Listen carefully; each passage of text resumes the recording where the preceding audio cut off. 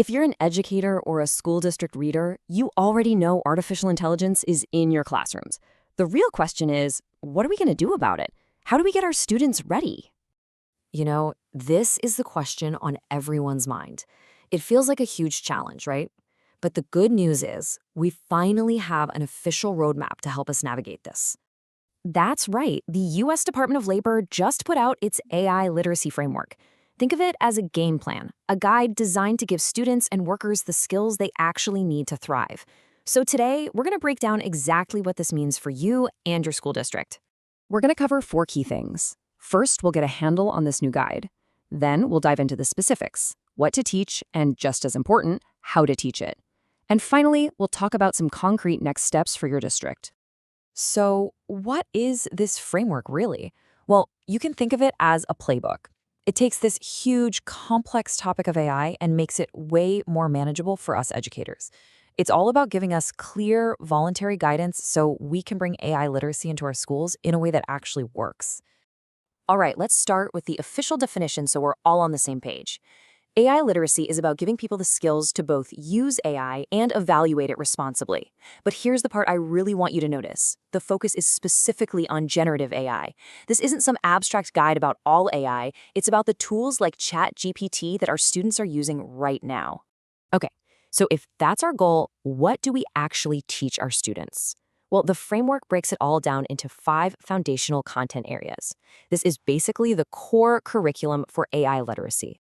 And here they are. Understand the basic principles, explore how it's used, learn to direct it effectively, evaluate what it gives you, and of course, use it responsibly. It's a really clear progression. And that last one, responsible use, that's more than just a set of rules. It's really about creating good digital citizens for this new AI world. Now, all 5 of these are crucial, but let's really zoom in on 2 of the most critical, hands-on skills your students need to master. First up, directing AI effectively. Honestly, this is a total game changer. This isn't a passive skill. It's about teaching students how to be the pilot of the plane, not just a passenger. Because the quality of what you get out of AI is 100% related to the quality of the instructions you put in. So this is where the rubber meets the road. It means teaching specific techniques. Things like how to structure a really clear step-by-step prompt, how to give the AI context, like, hey, your audience is 5th graders, or the tone should be persuasive, and even how to feed it relevant data to get better results. But the most important piece of the puzzle here is teaching students to iterate, to treat it like a conversation, refining and clarifying with follow-up questions. Now, once a student gets a response from an AI, the work is not done. In fact, you could argue the most important work is just beginning. This next skill, evaluating AI outputs, well, it's basically the new critical thinking. This is all about the irreplaceable role of the human brain. We have to teach students to fact-check what the AI spits out, to spot flawed logic, and maybe most importantly, to step back and ask, does this output actually get me closer to my goal? The framework is super clear on this. Human judgment is what turns a raw AI output into something truly valuable. Okay, so that's what we need to teach. But that brings up the million-dollar question, right? How do we actually teach it? Well, the framework gives us 7 delivery principles. This is the pedagogy, the method for making it all stick. Let's take a quick look. So here are the 7 big ideas. They cover everything from hands-on learning and putting it in a real-world context to building up those human skills like critical thinking right alongside the AI skills. Now, they're all important, but the framework really puts one of them up on a pedestal.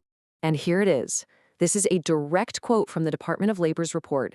And if you're an educator, this might be the most important sentence in the whole document. AI literacy is not a spectator sport. You can't just learn it from a textbook. Students have to learn it by doing. So what does that actually look like in a classroom? Well, imagine a history class. Instead of just writing a standard essay, students could prompt an AI to act as a journalist from the 1700s. Then, their real assignment is to fact-check that AI's article, critique its biases, and use follow-up prompts to create a more historically accurate piece. See? That's experiential learning in action. It's hands-on, it's authentic, and it works. Okay, this brings us to our final section. And for all you school and district leaders, this is the most important part. We've got the what, and we've got the how. Now, what do we actually do? The framework gives us a really clear action plan. The guidance here is refreshingly simple and powerful. Step 1, Look at the curriculum you already have. You don't need to reinvent the wheel. Where can these skills fit into your existing English, social studies, or science classes? Step 2, make sure students get that hands-on experience we just talked about. And step 3, connect with your local community. Partner with employers to see what AI skills are actually in demand in the real world. So let's just put it all together. When you step back and look at it, this entire framework is really built on two simple pillars. On one side, you've got the what, those 5 core content areas that make up the curriculum. And on the other side, you've got the how, the 7 principles for teaching it effectively. And when you combine a strong curriculum with a smart way of teaching, that's when you get real, lasting AI literacy. So in the end, this document isn't just a list of recommendations. It's really an invitation. It gives every school in the country a clear, flexible roadmap. It gives us the what to teach and the how to teach it. So the only real question left is, how is your district going to lead the way?